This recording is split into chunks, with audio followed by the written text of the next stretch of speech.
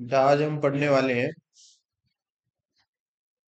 Principles and processes in biotechnology. ठीक है, यही चैप्टर है ना आपका। तो बेसिक प्रिंसिपल, बेसिक टूल्स, ये सब क्या बायोटेक्नोलॉजी में हम इस्तेमाल करेंगे, ये सब हम पढ़ने वाले हैं।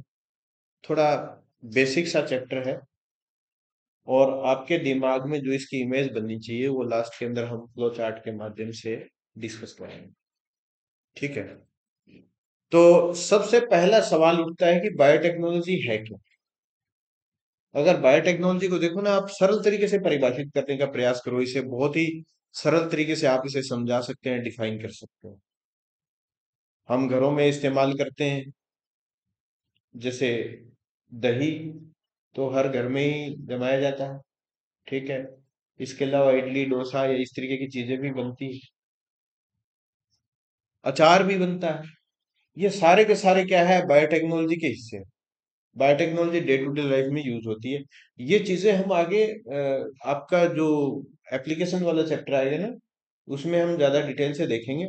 लेकिन फिर भी इसके माध्यम से आपको परिभाषित करना आना चाहिए, डेफिनेशन देनी आनी चाहिए। तो बेसिकली हम क्या करते हैं, अगर दही जमाते हैं तो एक किसी भी ऑर्गेनिज्म में होने वाले जस्ट एक प्रोसेस को हम ह्यूमन वेलफेयर के लिए इस्तेमाल करते हैं। यही बात है ना उसमें, क्योंकि लैक्टिक एसिड बनाने की क्षमता होती है तो उसका हम इस्तेमाल करते हैं। तो कहने का मतलब है, अगर हम किसी भी बायोलॉजिकल प्रोसेस को अगर ह्यूमन वेलफेयर के लिए यूज करते हैं तो वो क्या कहलाता है, बायोटेक्नोलॉजी। ठीक है, तो आप कह सकते हो कि बायोटेक्नोलॉजी बायोलॉजी की ऐसी ब्रांच है जिसमें हम उन सभी प्रोसेस का अध्ययन करते हैं जो कि ह्यूमन वेलफेयर के लिए हम एक बड़े स्तर पर इस्तेमाल करते हैं। ठीक है, तो अगर आप देखोगे तो बायोटेक्नोलॉजी वाला जो आपका जो चैप्टर है, इसमें दो मेजर टेक्निक्स के ऊपर कंसंट्रेटेड है। पहला तो है जेनेटिक इंजीनियरिंग और दूसरा है बायो प्रोसेस इंजीनियरिंग। देखो, अब क्योंकि इस चैप्टर के अंदर थोड़ा सा इसे कन्फाइन कर दिया गया है कि हम जो चाहते हैं वो हम प्राप्त करें। तो जो चाहते हैं तो उससे संबंधित आपने जीन ले लिया है और उस जीन को आप किसी भी किस जिससे भी आप एक्सप्रेस कराना चाहते हैं। फॉर एग्जाम्पल, आप बीटी कॉटन की बात कर रहे थे कल परसों, तो बीटी कॉटन में हम बीटी जीन को एक्सप्रेस कराना चाहते हैं तो उसमें बीटी जीन डाला और उसको हमने एक्सप्रेस कराया। ठीक है, इसी तरीके से अगर आप कोई भी प्रोडक्ट और बनाना चाहते हैं तो आप वो जीन किसी भी ऑर्गेनिज्म में डालोगे, उसको एक्सप्रेस कराओगे। तो जब वो एक्सप्रेस होगा तो दिखेगा आपको, वो होता हुआ दिखेगा। ठीक है, अगर कलर चेंज करना है तो कलर चेंज वाला जीन है, या कोई बायोमोलिक्यूल बनाना है तो बायोमोलिक्यूल बनाने वाला जीन है, ये सब आपको दिखेंगे। तो इसमें पहला जो है वो बेसिक प्रिंसिपल्स ऑफ बायोटेक्नोलॉजी के अंदर पहला जो है वो जेनेटिक इंजीनियरिंग है। यानी अनुवांशिक हेरफेर कैसे करते हैं, किसी भी प्लांट के साथ हम उसके डीएनए को चेंज कैसे करें, वो चीज है। दूसरे के अंदर अगर हम कोई प्रोसेस ले रहे हैं, मान लीजिए आप एंटीबायोटिक ही बना रहे हैं या क्विनेन बना रहे हैं, किसी भी प्लांट सेल से बना रहे हैं, किसी अन्य सेल से बना रहे हैं, या इवन आप इंसुलिन प्रोड्यूस कर रहे हैं, तो वो क्या है कि बड़े स्तर पर करेंगे तो उसके लिए कैसी कंडीशंस आपको वहां पर क्रिएट करनी है, कैसे उसको प्रोसेस करोगे। तो बायो प्रोसेस इंजीनियरिंग एक अलग पार्ट है। पहले तो आपने उसको जेनेटिकली चेंज किया, उसको एक्सप्रेस कराया, फिर बड़े पैमाने पर जब उससे आप प्रोडक्ट लेते हो तो वो सारी की सारी चीजें किसमें आती है, बायो प्रोसेस इंजीनियरिंग में। तो दो मेजर पार्ट हैं इसके। तो जो पहला जो है वो बेसिक प्रिंसिपल्स ऑफ बायोटेक्नोलॉजी के अंदर जो जेनेटिक इंजीनियरिंग है उसके अंदर लेते हैं हम आइसोलेशन ऑफ डीएनए। डीएनए कैसे आइसोलेट किया जाता है, क्या आपने किया है, डिटेल में किया है ना। बस सेम वही प्रोसेस है कि जो भी जिस सेल से भी डीएनए लेना होता है उसको मिसरेट करते हैं हम एक लिक्विड डिटर्जेंट के साथ और सॉल्ट के साथ। ठीक है, फिर उसके बाद जो है हम उसके अंदर चिल्ड अल्कोहल डालते हैं तो वो प्रेसिपिटेट हो जाता है। हमने जस्ट ये सिंपल सा प्रोसेस किया है। लेकिन इसके अलावा जब हम प्योर डीएनए प्राप्त करते हैं तो उसमें क्या है कि प्रोटीएजेस और आरएनएजेस डालने होते हैं। वो एंजाइम्स आरएनए और प्रोटीन दोनों को नष्ट कर देते हैं, तो आपके लिए क्या बन जाता है, प्योर फॉर्म के अंदर डीएनए मिल जाता है। तो ये आइसोलेशन ऑफ डीएनए। सेकंड इसमें जो जेनेटिक इंजीनियरिंग में महत्वपूर्ण चीज आती है वो है कटिंग ऑफ डीएनए। डीएनए को कैसे कट करते हैं, और इसके लिए आपने जो चीज पढ़ी है वो क्या है, रेस्ट्रिक्शन एंडोन्यूक्लिएजेस। ठीक है, रेस्ट्रिक्शन एंडोन्यूक्लिएजेस आपने पढ़े हैं। और इसके अंदर आपके लिए विशेष बात यह है कि रेस्ट्रिक्शन एंडोन्यूक्लियस वैसे तो तीन प्रकार के होते हैं, लेकिन आपके जो सिलेबस में लगाए गए हैं वो सेकंड जो टाइप है इसका वो लगाया गया है। वो क्या करता है, जो डीएनए है जैसे 5' 2 3' और इसके बिल्कुल एंटी पैरेलल हो जाएगा दूसरा ना। ठीक है, तो यहाँ एक स्पेसिफिक जगह पर वो कट लगाता है, और वो क्या कहलाता है, रेस्ट्रिक्शन साइट कहलाती है। जैसे कि एक रेस्ट्रिक्शन एंडोन्यूक्लियस में बता देता हूं, ई को आर फर्स्ट या आई, अब जो भी है जिस तरीके से भी आप याद करते हो, तो इसका जो साइट है GAATTC, ये वाली साइट है। ठीक है, ये नॉर्मली पैलिंड्रोमिक सीक्वेंस होती है। देखो बेटा, ये इधर से देखो, इधर से उल्टा लिखो GAATTC, इस तरीके से। तो इसमें जो कट लगता है ना वो ऐसे लगता है कि यहां लग गया और यहां लग गया, तो एक तरीके से ये इतना डीएनए ये अलग हो गया, इधर वाला ये अलग हो गया। ठीक है, तो ये जो है रेस्ट्रिक्शन एंडोन्यूक्लियस का काम है। रेस्ट्रिक्शन एंडोन्यूक्लियस क्या है, कुछ बैक्टीरिया में पाए जाने वाले विशेष प्रकार के ऐसे एंजाइम है जो कि डीएनए के एक विशेष सेगमेंट में कट लगाते हैं। ठीक है, अब डीएनए फ्रेगमेंट्स को ज्वाइनिंग के लिए अगर कोई एंजाइम है तो वो कौन सा है, लाइगेजेस। लाइगेजेस आपने किस में पढ़ा था, डीएनए रेप्लिकेशन में भी पढ़ा था। ठीक है, अब है ट्रांसफर इनटू होस्ट। होस्ट के अंदर ट्रांसफर करने के लिए यहां पर वेक्टर्स का इस्तेमाल होता है। ठीक है, अब होस्ट दो तरीके के हो सकते हैं बेटा। पहली बात, या तो हमें क्लोनिंग ही करना, डीएनए की बहुत सारी कॉपीज बनानी है, तो उसके लिए नॉर्मली हम क्या इस्तेमाल करते हैं, ई कोलाई बैक्टीरिया इस्तेमाल करते हैं, तो वहां तो होस्ट हो गया ये। या दूसरी चीज हो सकती है जैसे बीटी कॉटन बनाना हो, तो उसमें डीएनए को क्लोन करने के बाद सेकंड हमारा मकसद है कि कॉटन के अंदर ट्रांसफर करना, तो सेकंड स्टेज के अंदर हमारा जो होस्ट कौन हो जाएगा, कॉटन सेल्स हो जाएंगे। ठीक है, और वो कॉटन सेल के अंदर ट्रांसफर करना, पहले तो ज्यादातर क्या करते हैं बेटा, वेक्टर के अंदर ट्रांसफर करके उसकी बहुत सारी क्या बना देते हैं, कॉपीज। फिर उन कॉपीज को ट्रांसफर करते हैं हम, जो अल्टीमेट हमारा प्लांट है या कोई और सेल है जिसमें ट्रांसफर करना चाहते हैं।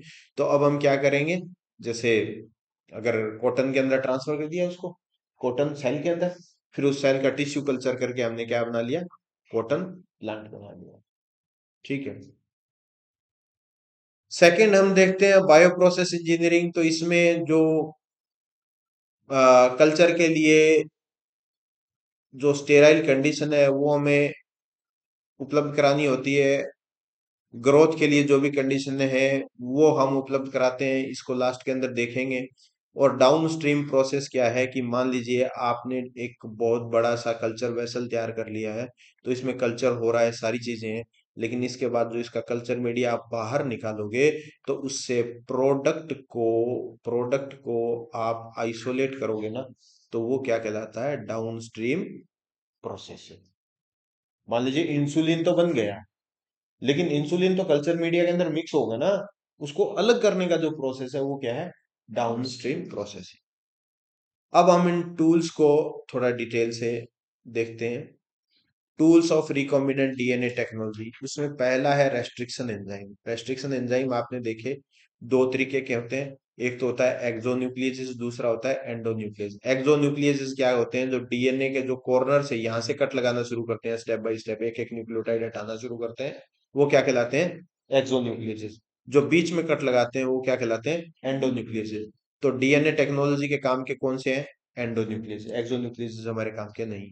ठीक है, ठीक है, तो रेस्ट्रिक्शन एंडोन्यूक्लियस क्या करते हैं, एक पैलिंड्रोमिक सीक्वेंस, जो GAATTC मैंने एग्जांपल बताया था ना, वैसे सीक्वेंस को ये आइडेंटिफाई करते हैं और उसके अंदर ये कट लगाते हैं।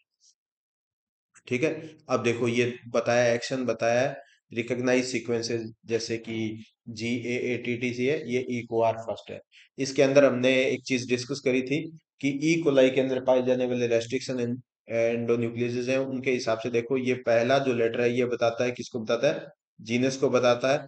बाकी जो दो हैं वो स्पीसीज को बताते हैं, और ये किसको, स्ट्रेन को बताता है, और ये नंबर ऑफ एंजाइम को बताता है, कौन से नंबर एंजाइम है।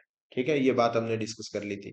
ये कट करता है तो स्टिकी एंड बनाता है। स्टिकी एंड का मतलब देखिए, जब डीएनए कट होगा तो एक एंड इस तरीके से और दूसरा एंड इस तरीके से इधर की तरफ होगा, तो दोनों एक दूसरे से वापस हाइड्रोजन बॉन्ड बना सकते हैं ना, इसीलिए इनको क्या बोलते हैं, स्टिकी एंड बोलते हैं। जैसे जी इधर रह गया, A A T T C ये इधर रह गया, यहाँ पर जी इधर रह गया, फिर ये A A T T और C, ये स्टिकी एंड बोलते हैं। समझ गए? ठीक है। अब डीएनए लाइगेजेस क्या करते हैं, देखो बेटा, ये तो दोनों जब जुड़ेंगे तो दोनों के बीच में हाइड्रोजन बॉन्ड फॉर्मेशन हो जाएगा, लेकिन इसके और इसके बीच में ये जो बॉन्ड फॉर्मेशन होगा, जो फॉस्फोडाइएस्टर बॉन्ड फॉर्मेशन होगा, वो बॉन्ड फॉर्मेशन का काम कौन करता है, डीएनए लाइगेजेस। ये काम क्या करता है, जॉइंस स्टिकी एंड। ठीक है। अच्छा, दूसरा रिकॉम्बिनेंट डीएनए किसे कहते हैं, ये बात जरा गौर करना बेटा। रिकॉम्बिनेंट डीएनए, या इसका शॉर्ट फॉर्म लिखा होता है छोटा r डीएनए, डीएनए किसे कहते हैं। देखिए इसमें क्या होता है कि जो है, हाँ, मतलब अगर दो तरीके के डीएनए मिलकर के अगर एक डीएनए बनाता है, तो आप ये देखो कि जैसे बीटी कॉटन का है, ठीक है, तो बीटी कॉटन के अंदर क्या करते हैं, एक तो कॉटन डीएनए, उसके साथ हम बीटी डीएनए को डाल रहे हैं ना अंदर, तो ऐसा डीएनए बना हुआ नया डीएनए जिसमें दो ऑर्गेनिजम्स के डीएनए हो, तो वो क्या कहलाता है, रिकॉम्बिनेंट डीएनए कहलाता है। और इस टेक्नोलॉजी को, रिकॉम्बिनेंट डीएनए बनाने वाली टेक्नोलॉजी को रिकॉम्बिनेंट डीएनए टेक्नोलॉजी बोलते हैं। सिर्फ डीएनए डीएनए पे डील करते हैं तो उसको रिकॉम्बिनेंट डीएनए टेक्नोलॉजी बोलते हैं, और सारे प्रोसेस को recombinant DNA technology, down stream processing, ये सारा का सारा क्या है, ठीक है। अच्छा, दूसरा जो है जेल इलेक्ट्रोफोरेसिस। आपको पता है जब डीएनए के फ्रेगमेंट्स बनाए थे हम, काट लेते हैं, उसके बाद जेल के ऊपर जब हम इन फ्रेगमेंट्स को छोड़ते हैं, ये फ्रेगमेंट्स छोड़ दिए, और यहाँ पर कौन सा होता है, पॉजिटिव इधर नेगेटिव, जब इसको हम फ्लो करते हैं जेल के ऊपर, तो ये अपने साइज के अनुसार यहाँ पर व्यवस्थित हो जाते हैं। ऐसे को क्या बोलते हैं हम, इलेक्ट्रोफोरेसिस, जेल इलेक्ट्रोफोरेसिस। ठीक है। ये रन्स टुवर्ड एनोड, ये एनोड की तरफ जाते हैं, क्योंकि इसके ऊपर फॉस्फेट होने की वजह से इसके ऊपर नेगेटिव चार्ज होता है डीएनए पे। ठीक है। सेपरेशन बाय साइज, साइज बड़ा साइज पीछे रहेगा, छोटा साइज आगे पहुंचेगा। ठीक है। Observation under UV after ethidium bromide staining. आप जो डीएनए को अगर डायरेक्ट देखना चाहोगे तो इथेडियम ब्रोमाइड से स्टेनिंग करोगे तो आपको ये चमकता हुआ दिखाई देता है। इसको एक्सट्रैक्ट करने का जो प्रोसेस है वो इल्यूशन कहलाता है, वैसे तो इतना डिटेल में आपके सिलेबस में नहीं है। ठीक है। अब बात करते हैं वेक्टर्स की। आपने डीएनए प्राप्त कर लिया है, डिजायर्ड डीएनए प्राप्त कर लिया है, उसको आप रेप्लिकेट करना चाहते हो, उसकी बहुत सारी कॉपीज बनाना चाहते हो। तो बहुत सारी कॉपीज बनाना चाहते हो तो उसके लिए आपने अपने सिलेबस के अंदर दो चीजें देखी है। पहला तो देखा है आपने प्लाज्मिड, ठीक है, और प्लाज्मिड का जो एग्जाम्पल आपने देखा है PBR322, ये एक स्पेशली डिजाइन प्लाज्मिड है जिसके सहायता से हम डीएनए को कॉपी करते हैं। आपने देखा होगा आपकी बुक के अंदर एक बड़ा सा गोल सा इस तरीके से चित्र बना हुआ है, तो उसके अंदर एक तरफ जो जो स्पेसिफिक जो जीन है, मैं उसको दूसरे कलर से कर देता हूँ, ये देखिए ये यहाँ पर है और दूसरा यहाँ पर है, दो जीन है उसके अंदर। ठीक है। एक एक तरफ तो है तो एम्पिसिलिन रेजिस्टेंस वाला है, दूसरी तरफ टेट्रासाइक्लिन रेजिस्टेंस वाला है, यहाँ पर ओ आर आई साइट भी है। ओ आर आई साइट क्या होती है, रेप्लिकेशन होने के लिए विशेष प्रकार की साइट होती है, यहाँ से रेप्लिकेशन शुरू होता है। ठीक है। ये जो है, ये खास तौर से डिजाइन है, बॉलीवर एंड रोड्रिग्यूज नाम के साइंटिस्ट ने डिजाइन किया था, तो उन्हीं के नाम पे PBR322 है, ये इसके साइज के हिसाब से है। तो ये, अगर आप किसी भी ई कोलाई बैक्टीरिया के अंदर ये प्लाज्मिड आप डाल देते हो तो आपको पता है ई कोलाई तो 20 मिनट में डबल हो जाए। पहले 20 मिनट में दो, फिर 2 से 4, 4 से 8, इस तरीके से चलते हैं।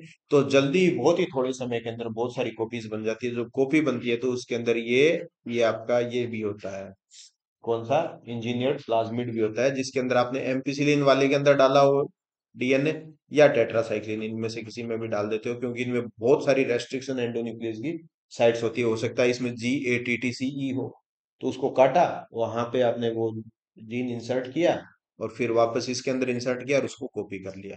ये सेलेक्टेबल मार्कर्स कहलाते हैं, एम्पिसिलिन और टेट्रासाइक्लिन रेजिस्टेंस वाले जीन्स। ठीक है। इसके बाद ये कुछ जो वेक्टर्स हैं उनके नाम है, वैसे आपके सिलेबस में केवल प्लाज्मिड आप इतना ही ध्यान रखिए, बाकी चीजें ना ध्यान रखें आप। अब जो होस्ट सेल्स हैं जिनके अंदर इनको कॉपी करेंगे, वो मोस्टली क्या होता है, ई कोलाई होता है। ठीक है। अब इसमें जैसे ये बताया है कि जब हम प्लाज्मिड तैयार कर लेंगे, अब जो एक डीएनए डाल करके आपने प्लाज्मिड तैयार कर लिया है, उस उस प्लाज्मिड को आप ई कोलाई के अंदर ट्रांसफर कैसे करेंगे? अगर आप कैल्शियम क्लोराइड की प्रेजेंस के अंदर आप उसे डालेंगे तो वो, अगर उसके साथ रखेंगे तो ई कोलाई के अंदर प्रवेश कर जाता है वो। या हीट सोक देंगे, इलेक्ट्रोपोरेशन भी हो सकता है, जैसे थोड़ा सा बिजली का 50 वोल्ट डीसी का रखते हैं बहुत शॉर्ट ड्यूरेशन में, या माइक्रो इंजेक्शन से भी किया जा सकता है। लेकिन ये देखिए, इसके अंदर जो ई कोलाई के अंदर डालने का जो मेथड है ना, वो कैल्शियम क्लोराइड वाला या हीट शॉक या इलेक्ट्रोपोरेशन वाला, ये इतना ही रहता है। ठीक है। इससे तो क्या कॉपी हो गई बहुत सारी, उन कॉपीज को हम वापस प्राप्त कर लेते हैं। उन कॉपीज को जैसे इससे हम वापस डीएनए एक्सट्रैक्ट कर लेंगे, डीएनए एक्सट्रैक्ट करके वापस उसी रेस्ट्रिक्शन एंडोन्यूक्लियस का इस्तेमाल करेंगे और इलेक्ट्रोफोरेसिस करेंगे, तो हमें बहुत सारी कॉपीज किसकी मिल जाएगी, हमारे डिजायर्ड जीन की मिल जाएगी।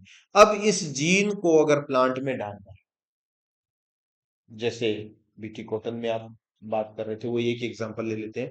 माइक्रो इंजेक्शन क्या होता है, प्लांट सेल ले ली और प्लांट सेल के अंदर डीएनए को इंजेक्ट कर दिया अंडर द माइक्रोस्कोप, जैसे कि आपने वो देखा था ना ICSI। ठीक है, ठीक लगभग वैसा ही प्रोसेस होता है इसके अंडर माइक्रोस्कोप। ठीक है। Micro injection. बायोलिस्टिक्स क्या होता है, जीन गन, यानी टंगस्टन और गोल्ड पार्टिकल्स के ऊपर जीन्स ये कोट कर दिए जाते हैं और उसके बाद इनकी फायरिंग की जाती है सेल्स के ऊपर, उसको बायोलिस्टिक या जीन गन बोलते हैं। ठीक है, तो भी ट्रांसफर हो जाते हैं। अब process of recombinant DNA technology, वही चीज बताया हुआ है, वापस से वही चीजें हैं सारी की सारी।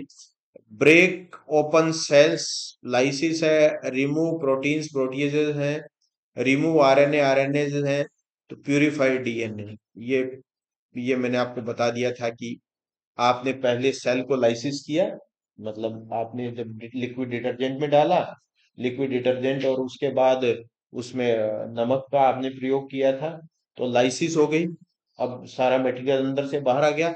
अब हमने क्या किया है, प्रोटीएजेस की सहायता से प्रोटीन को खत्म कर दिया है और आरएनएजेस की सहायता से आरएनए को खत्म कर दिया है। बच क्या गया आपके पास, डीएनए, ये ऊपर प्रेसिपिटेट हो जाता है, इसको आप अलग कर लेते हो।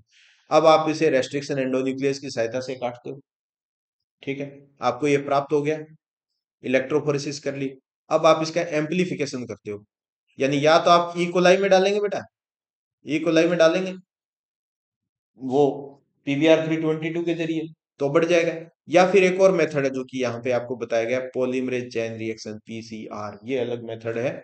इसके अंदर क्या होता है बेटा, पूरे न्यूक्लियोटाइड, और आप ये जैसे एक होता है थर्मोसाइक्लर बोलते हैं बेटा, एक अलग से एक इंस्ट्रूमेंट होता है जिसके अंदर आप इसके पूरे के पूरे साइकिल्स तय कर देते हैं कितनी देर में क्या चलना है, और ये टेम्परेचर अंदर कंट्रोल कर देता है। यहाँ पर जो कंटेनर होता है उसके अंदर आप क्या डाल देते हो, एक तो अपना डिजायर्ड जीन, उसकी एक ही कॉपी होगी, उसको तो आपको बढ़ाना है, डिजायर्ड जीन डाल दिया, बहुत सारे न्यूक्लियोटाइड्स डाल दिए, रेस्ट्रिक्शन एंडोन्यूक्लियस इसमें नहीं डालते हैं।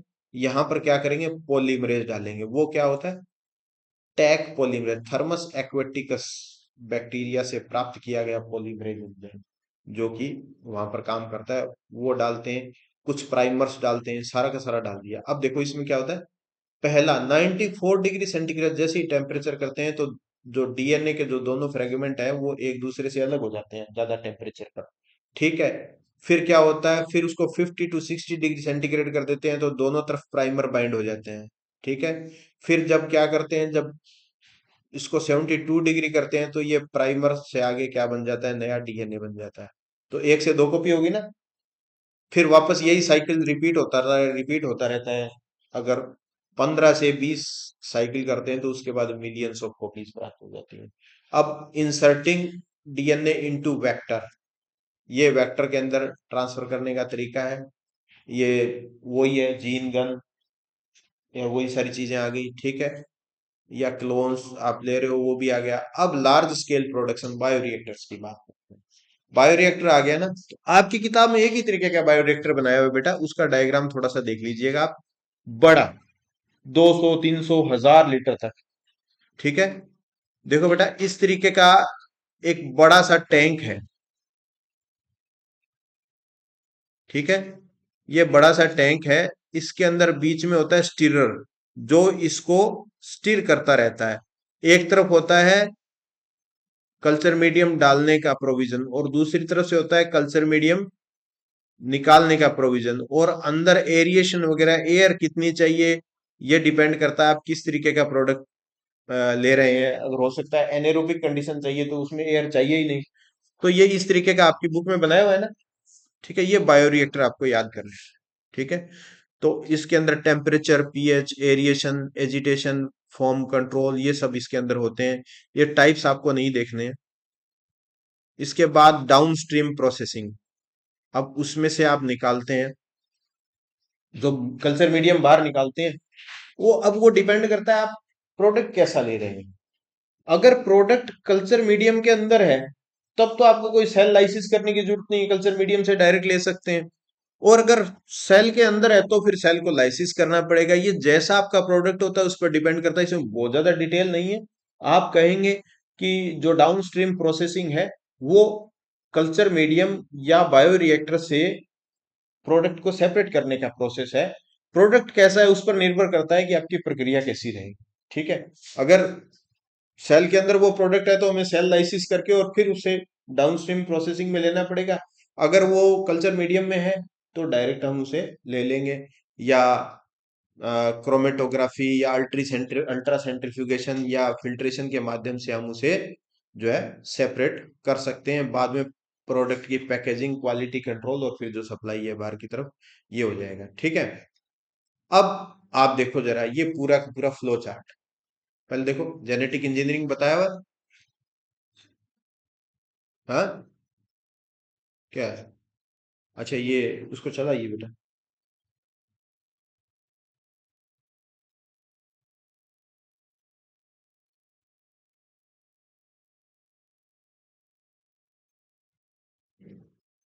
क्योंकि कई देर से जब ये बोर्ड जो है ना अगर इनएक्टिव रहता है ना तो फिर ये बीच में शट डाउन हो जाता है।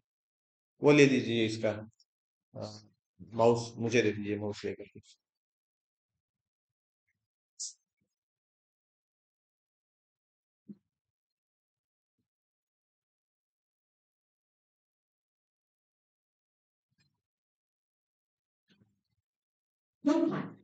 देखिए बेटा, ये जो चैप्टर है ना ये थोड़ा लंबा जरूर है चैप्टर, लेकिन इतना मुश्किल नहीं है। एक आपके दिमाग में अगर फ्लो बन जाएगा ना फिर आपको कोई दिक्कत नहीं है। नहीं तो फिर अगर आप ऐसे ही अटके रहेंगे तो फिर आप नहीं समझ पाएंगे। अभी आपको मैं शो कर देता हूँ। थोड़ा टाइम लगेगा इसमें क्योंकि जब तक वाईफाई के साथ कनेक्ट नहीं होगा ना तब तक ये।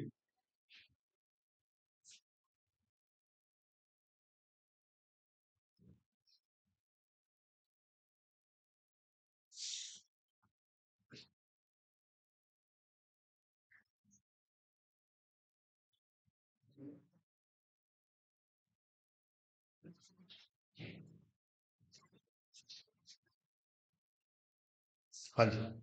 देखो जरा, अब जेनेटिक इंजीनियरिंग के सारे वही चीजें बताई हुई है ना। टूल्स भी वही है, प्रोसेस वही है। पहले डीएनए आइसोलेशन है, फिर रेस्ट्रिक्शन एंडोन्यूक्लियस से है, फिर पीसीआर से एम्पलीफाई किया, लिगेशन किया, ट्रांसफॉर्मेशन किया, स्क्रीनिंग किया, क्लोन बना लिया। ये देखो प्रोसेस के अंदर देखो, पहले मान लो जैसे डीएनए को निकाल लिया, ठीक है, बाद में उसको रेस्ट्रिक्शन एंडोन्यूक्लियस से काट के अलग किया है, पीसीआर से एम्पलीफिकेशन कर लिया। अब यहाँ जो एम्पलीफिकेशन है वो पीसीआर से भी हो सकता है या इकोलाई के थ्रू भी हो सकता है, दोनों ही बातें हैं, ठीक है। यहाँ से फिर यहाँ से इसको निकाल लिया, निकाल करके इसको जो है वो रिकॉम्बिनेंट डीएनए बना लिया और इसको ट्रांसफॉर्म कर दिया होस्ट के अंदर, बाद में उसके क्लोन बना लिए, बाद में डायरेक्ट प्रोडक्ट ले लिया या फिर सीधा प्लांट ले लिया, जो कुछ भी है सारा। बायोरिएक्टर्स क्या है मैं आपको समझा ही चुका हूँ। डाउन स्ट्रीम प्रोसेसिंग के अंदर से पहले सेपरेशन है, फिर प्यूरिफिकेशन है और लास्ट में फॉर्मुलेशन, पैकेजिंग और सप्लाई, ये बात ठीक है। होमवर्क में ये देख लीजिए बेटा, define biotechnology, genetic engineering, recombinant DNA technology, तीनों की डेफिनेशन देनी है। लेबल डायग्राम बनाना है, पीबीआर 322 का है। Draw diagram regarding PCR, PCR का जो आपकी बुक में डायग्राम बनाया हुआ है ना, उस डायग्राम का उपयोग करते हुए आपको पीसीआर समझाना है। अब ये देखना, create a flow chart regarding standard genetic engineering process. अभी जो हमने सारा फ्लो चार्ट देखा है ना, वो फ्लो चार्ट आपको बनाना है। Draw labelled diagram of bioreactor, अब एक बायोरिएक्टर का डायग्राम भी आपको बनाना है, ठीक है। कोई समस्या?